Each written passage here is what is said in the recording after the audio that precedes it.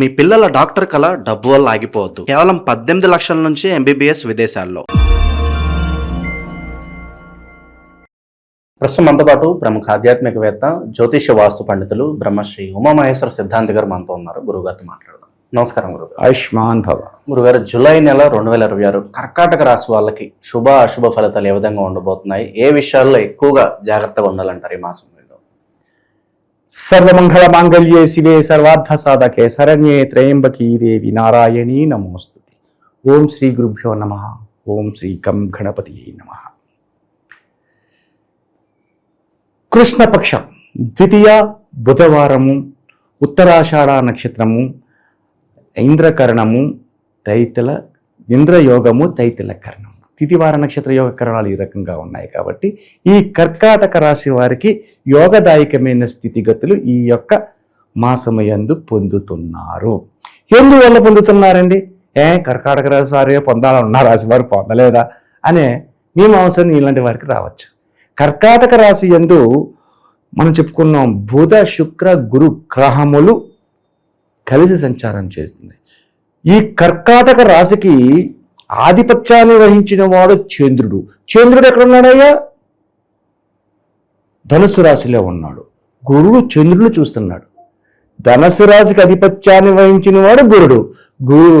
కర్కాటక రాశికి ఆధిపత్యాన్ని వహించిన వాడు చంద్రుడు. కర్కాటక శనిచాకర అన్నారు. కాబట్టి గురువు విద్యలో కూడా వారు ఉండగలిగిన స్థానం వీరు ఉండి ఉన్నందువల్ల ఈ యొక్క కర్కాటక రాశి వారికి రాజయోగ ప్రాప్తి కలిగి ఉన్నది. రాజయోగం అనేది కలిగి ఎప్పుడైతే ఉందో ఉన్నతమైన స్థానానికి వెళ్తారు. ఏమండి రాజయోగం అంటే గుర్రాలు, ఏనుగులు అని చెప్పి అంటారా? ఏదో మన నూతన ప్రసాద్ గారి సినిమాలో రాజయోగం అనగా గుర్ర పెట్టుకుని టోపీ పెట్టుకుని వెళ్ళాడు అలా ఉంటుంది. అది కాదు రాజయోగం అంటే. రాజయోగం అంటే భక్తి ప్రవక్తలో కలిగి తల్లిదండ్రులను పూజించుతూ తల్లిదండ్రుల మాటలను జవాబు దాటకుండా కష్టకాలముగా ఉన్నా కూడా సంపాదించి తల్లిదండ్రులను, అత్తమామలను, భార్యా బిడ్డలను వీళ్ళందరినీ పెంచుకుంటూ యోగదాయకమైన స్థితిగతులతో నడుస్తూ భవసాగరం అనే సాగరములని గెంటుకుంట వెళ్ళి విజయాన్ని పొందడం. వివిధమైనటువంటి రంగాలలో పనిచేసేవారు కూడా, ఎంతో మేధాశక్తి సంపన్నత కలిగి ఉన్నవారు కూడా మోసం అనేది జరిగి ఎంతో కొంత ధన నష్టాన్ని పొందడం అనేది జరుగుతూ ఉంటుంది. అయితే రాజయోగ విధానంలో ధనం వస్తుంది, ధనం రాకుండా లేదు, ఉండటమైన విధానంగానే ఉంటారు. వీళ్ళు మంచి మనస్తత్వం విధానం కలిగి ఉన్నవాళ్ళు కాబట్టి వీళ్ళకి దైవానుగ్రహ విధానంగా ధన యోగ్యతని సంప్రాప్తమవుతూనే ఉంటుంది ఈ మాసం యంత్రం. అటువంటి విధానంగా ఉంది. ఉద్యోగ రంగంలో ఉన్న వారికి కూడా ప్రమోషన్స్, ఇంక్రిమెంట్స్ పొందడానికి అవకాశాలు ఉన్నాయి. నిరుద్యోగులకు ఎప్పుడు శుభవార్త ఉండొచ్చు అంటారు? ఈ యొక్క మాసములో అంటే మనం 1వ తారీఖు నాడు మనం మాట్లాడుతున్నాం. ఈ యొక్క ఉద్యోగ అన్వేషణలో ఉన్నారు 14వ తారీఖు. 14వ తారీఖు ఎందుకు చెప్తున్నారండి? 1, 4 కలిపితే 5. 5కు అధిపతి ఎవరు? బుధుడు. బుధుని యొక్క అదృష్ట సంఖ్యది 5. అంటే 14వ తారీఖు నాడు వీరికి ఉద్యోగాల్లో ప్రయత్నం చేయాలి. ప్రయత్నం చేయకుండా రాదు. 14వ తారీఖున గురుగారు వస్తా అన్నారు కదా, నేను ఇంటికాడ పడుకుని ఉంటాడు, 14వ తారీఖు నాడు మనకి లెటర్ వస్తుంది, మన ఉద్యోగానికి వెళ్తాను, రాదు. నీ ప్రయత్నం నువ్వు చేయి. నీ ప్రయత్నం నువ్వు చేస్తే ఉద్యోగానికి యోగ్యతను పొందుతారు. ఈ 14వ తారీఖు నాడు నిజంగా చాలా మంది ఉత్తీర్ణులకు అవుతున్నారు ఈ 14వ తారీఖు నాటికి వచ్చేసరికి. కాబట్టి ఈ యొక్క కర్కాటక రాశి వారికి యోగదాయకమైన స్థితిని పొందడం అనేది జరుగుతూ ఉంది. స్థిరాస్తులు, చరాస్తుల పరిస్థితి ఏంటి గురువుగారు? స్థిర చరాస్తులు అనేది కుజ విధానాన్ని బట్టి కలుగుతూ ఉంటుంది. స్థిరాస్తులు అంటే ముందు గతంలో చెప్పుకున్నాం. అయితే కర్కాటక రాశి వారు మ్యాక్సిమం 60% వరకు లేని వాళ్ళు లేరు, ఉన్నవాళ్ళే ఉన్నారు. కర్కాటక రాశిలో 60% ఉన్నవాళ్ళు ఉన్నారు, 40% లేని వాళ్ళు ఉన్నారు. లేని వాళ్ళకి వస్తుందా అంటే వారి యొక్క జాతక ప్రభావాన్ని మనం చూసుకోవాలి. ఇప్పుడు గోచార విధానంలో మీరు ఇల్లు కొనేస్తారండి అని చెప్పడం అసత్యం, అది కరెక్ట్ కాదు. వారి యొక్క జన్మ జాతకం, ఇప్పుడు మనం చెప్పేది గోచారం మాత్రమే.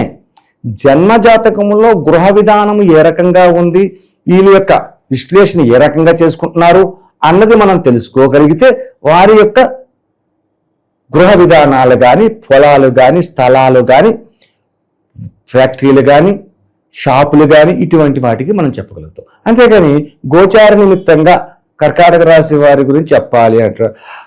హరినాథరావు అని ఉన్నాడు. హరినాథరావు పేరు హరినాథరావు అంటే ఆయనకి ఏమి వచ్చింది? కర్కాటక రాశి వచ్చింది. ఈ యొక్క హరినాథరావు అన్నవాళ్ళు ఒక్కడే ఉన్నారా? ప్రపంచంలోనే కొన్ని లక్షల మంది ఉన్నారు. మరి కొన్ని లక్షల మందికి ఒకటే జాతకం వస్తుందా? రాదు. అప్పుడు ఏం చేయాలి? నేను చెప్పింది గోచారంలో వచ్చింది కరెక్ట్ కాదు. అప్పుడు ఏం చేయాలి? వారి యొక్క జన్మ జాతకాన్ని తీసుకోవాలి. జన్మ జాతకాన్ని తీసుకుంటే వారి నక్షత్రం ఏంటో, వారి రాశి ఏది వచ్చిందో, ఏ లగ్నం ఉందో అనే విధానం తెలుస్తుంది.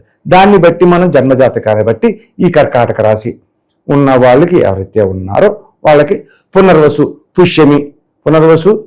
పుష్యమి ఇలాంటి నక్షత్రాల్లో ఉన్న వాళ్ళందరూ కర్కాటక రాశిలో ఉంటారు. ఈ కర్కాటక రాశి వారికి వచ్చే విధానాలు అప్పుడు జన్మజాతంగా మనం చెప్పగలుగుతాం. అంతేగాని గోచార ఫలితంలో వీరికి గృహ నిర్మాణాలు చేయిస్తారు అని చెప్పడం అనేది జరగదు. అయితే ఇంకో విషయం చెప్పచ్చు, కరెక్ట్గా చెప్పచ్చు. లాభదాయకమైన విషయాలు మనం చెప్పలేము, నష్టదాయకమైన విషయాలు మాత్రం జరుగుతాయి. అంటే ఇది మంచి జరగాలంటే చాలా టైం పడుతుంది, చెడు జరగాలంటే గోచార ఫలితమైన ఒకటే, ఏది ఫలితమైన ఒకటి అన్న విధంగా వస్తుంది.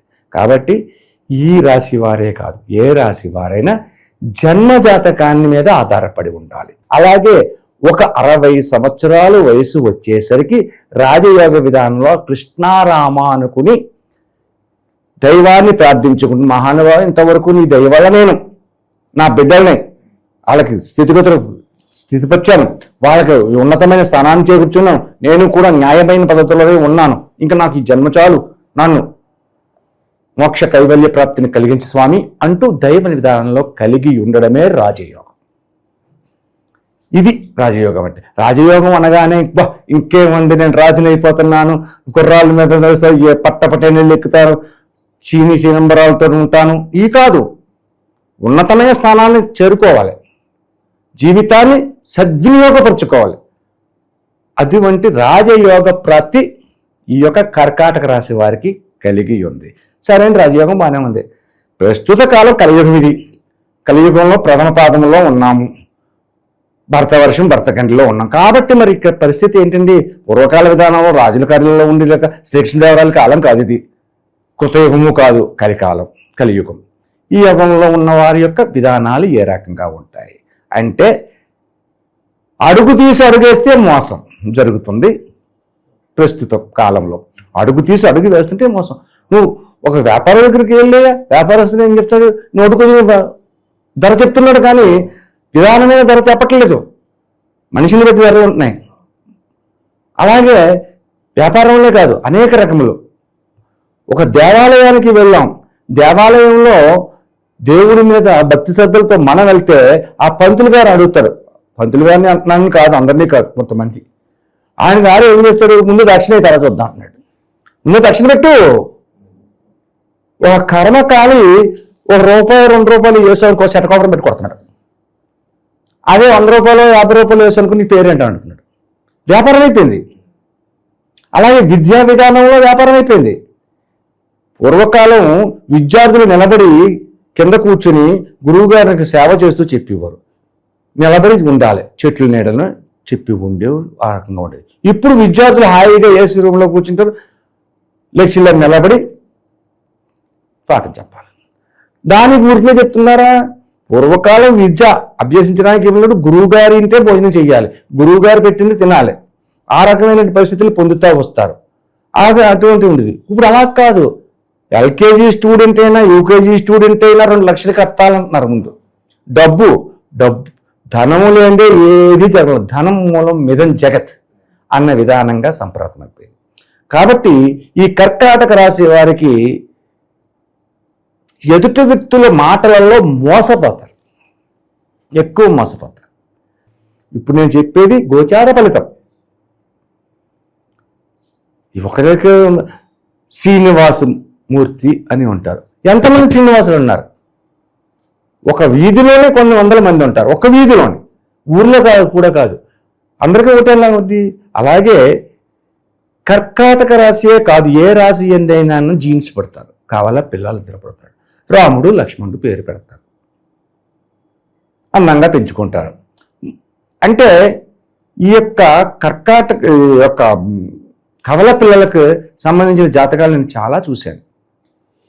ఇద్దరు ఒకటే కదా, 5 నిమిషాలు 10 నిమిషాలే కదా తేడా, ఒకటే లగ్నం కదా, ఒకటే నక్షత్రం కదా, ఒకటే రాశి కదా, ఒకటే జన్మకుండలు కదా అని చూస్తే రాముడు లైఫ్ బాగుంటుంది, లక్ష్మణుడు లైఫ్ బాగోదు.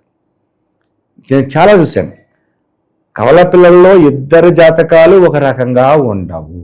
ఏమండి, ఇద్దరే జాతకాలు ఒక రకంగా ఉండమంటున్నారు కదా, మరి ఒకటే లగ్నం కదా, ఒకటే రాశి కదా, ఒకటే కదా.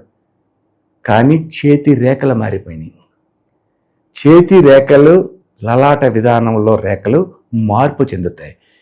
ఏ ఒక్క మనిషి పొటని వేలి ముద్ర ఇంకొక మనిషికి సరికాదు. కవల పిల్లలైనా వాళ్ళు, ఈయన గారు బొటన వేలు ముద్ర ఒక రకంగా ఉంటే ఇంకోవారు బొటన వేలు ముద్ర ఒక రకంగా ఉంటారు. కాబట్టి నాడీ విధానంలోనే కాల్పడదు, దానిని బట్టి మనం విశ్లేషణ చేసుకోవాలి. కాబట్టి ఈ యొక్క నువ్వు అడిగిన క్వశ్చన్కి జన్మ జాతకాన్ని పరిశీలన చేసుకుంటే శుభం జరుగుతుంది. ప్రజెంట్ ఉన్న గ్రహస్థితులు బట్టి మరి వీళ్ళకి ఏదన్నా మంచి పరిహారాలు తెలియజేద్దాం గురుగారు, ఎలాంటివి సూచిస్తారు వీళ్ళకి? కర్కాటక రాశి వారికి చంద్ర విధానాన్ని మనం తీసుకోవాలి, చంద్రుని విధానంగా తీసుకోవాలి. చంద్రుడికి యోగదాయకమైన భగవంతుడు ఎవరు? విశ్వేశ్వరుడు, పరమశివుడు, చంద్రశేఖరుడు అని ఎవరినంటారు? ఈశ్వరుని అంటారు. ఈ చంద్రశేఖరుని యొక్క ఈశ్వరు యొక్క విధానాన్ని మనం అవలంబించాలి. అవలంబించుకుని ఈశ్వరాభిషేకాన్ని చేపించండి. చంద్రశేఖర అష్టకాన్ని చదవండి. చంద్రశేఖర అష్టకం ఉంటుంది, ఆ అష్టకాన్ని చదవండి. ఈశ్వరుడికి చక్కగా నల్ల ద్రాక్ష పళ్ళు కానీ నేరేడు పళ్ళు కానీ, నేరేడు పళ్ళు దొరకకపోవచ్చు, ఇప్పుడు సీజన్ ఉంది, కొద్ది కొద్దిగా దొరుకుతూ ఉంటాయి. నేరేడు పళ్ళుని నల్లగా ఉంటాయి కదా, అల్ల నేరేడు పళ్ళు అంటారు. అల్లం నేరేడు పళ్ళు గింజ తీసేసి దాన్ని శుభ్రంగా జ్యూస్గా మార్చి ఆ జ్యూస్ని ఈశ్వరుడికి అభిషేకాన్ని చేపించుకుని పచ్చకర్పూరము అని అమ్ముతారు. ఆ పచ్చకర్పూరాన్ని నీళ్లను కూడా అభిషేకం చేసి మారేడు దళములు తీసుకొచ్చి శివలింగానికి అష్టోత్తర పూజ చేస్తున్నప్పుడు ఆ యొక్క శివలింగానికి ఇవ్వాలి. సరే, శివలింగం దగ్గరికి మమ్మల్ని రాని ఎవరు గర్భగుడిలోకి కొన్ని ఆలయాల్లోని ఆ పైనే ఉంచుతున్నారండి అంటే, మీరు ఆ యొక్క ఆకులను తీసుకున్నప్పుడు ఇంటికాడే ఒక శుభ్రంగా ఒక నీళ్ళ బకెట్లో ఇన్నట్లు వేసుకుని శుభ్రం చేసుకుని ఆకుల్ని కళ్ళకద్దుకుని తీసుకెళ్ళి ఆయన చదవండి. మీరు ఇచ్చినట్టే, మీరు చేస్తున్నట్టే అవుతుంది. అష్టోత్తర పూజ అవుతుంది. అష్టోత్తర పూజ అయిన తర్వాత స్వామివారికి నమస్కరించుకొని కూర్చోండి. అక్కడ కూర్చుని కాసేపు రామనామ జపాన్ని చేయండి. ఈశ్వరాధిదానంలో ఉన్నతమైన స్థానాన్ని పొందుతారు. ఉన్నతమైన కైవల్య ప్రాప్తి అంటారు చూసారా. కైవల్యం అంటే చనిపోవడం కాదు, ఇక్కడ అర్థం. కైవల్యం అంటే మనం చేస్తున్న కుటుంబ విధానంలో సంతృప్తికరమైన విధానాన్ని పొందడం. సంతృప్తికరమైన విధానం ఉండాలి. భోజనం చేసి వచ్చేసామంటే భోజనం చేసే విధానాలు చాలా ఉన్నాయి. డబ్బా 2 మెతుకులు తినేసి అవి బాబు టైం అయిపోతుంది అని భోజనం చేసే విధానం ఒకటి. చక్కగా మటన్ వేసుకుని కూర్చుని భగవంతుని స్మరించుకుంటూ అన్నాన్ని పెట్టుకుని అన్నపూర్ణాదేవిని స్తుతించి కళ్ళకద్దుకుని భోజనం చేసి తృప్తిగా తిని రావడం ఒక రకం. భోజనం చేసే విధానాలు చాలా ఉంటాయి. అయితే ఇప్పుడు అందరూ కూడా కింద కూర్చుని భోజనం చేయాలన్నారు. పూర్వకాలంలో ఒక పీట ఉండేది, పెళ్లిపేటలాగా ఒక పీట ఉండేది. ఆ పీట మీద కూర్చోవాలి, పాసిపట్టి వేసుకుని. ఆ కింద భోజనం కంచం పెట్టేవారు. ఆ కంచం దగ్గర కూర్చుని ముద్ద కలిపి 4 ఏళ్ళు నోట్లోకి వెళ్ళేలాగా తినాలి అని పెద్దలు మనకు చెప్పేవారు. ఇప్పుడు స్పూన్లు తింటున్నారు. కాళ్ళకు బూట్లు ఉంటాయి, ఇక డైనింగ్ టేబుల్ దగ్గర కూర్చుంటాడు, బూట్లతోటే తింటారు. అది భోజనం కాదు, సంపూర్ణత్వం రాలేదు. కాబట్టి ఆ రకంగా కాకుండా దైవ విధానంగా ఆచరించుకోవాలి, ఈశ్వరత్వాన్ని పొందుపరుచుకోవాలి. ఓవరాల్గా ఈ నెల ఈ రాశి వాళ్ళకి ఎలా ఉంటుందో మంచి విశ్లేషణ అందించారు గురుగారు. ధన్యవాదాలు. ఆయుష్మాన్ భవ.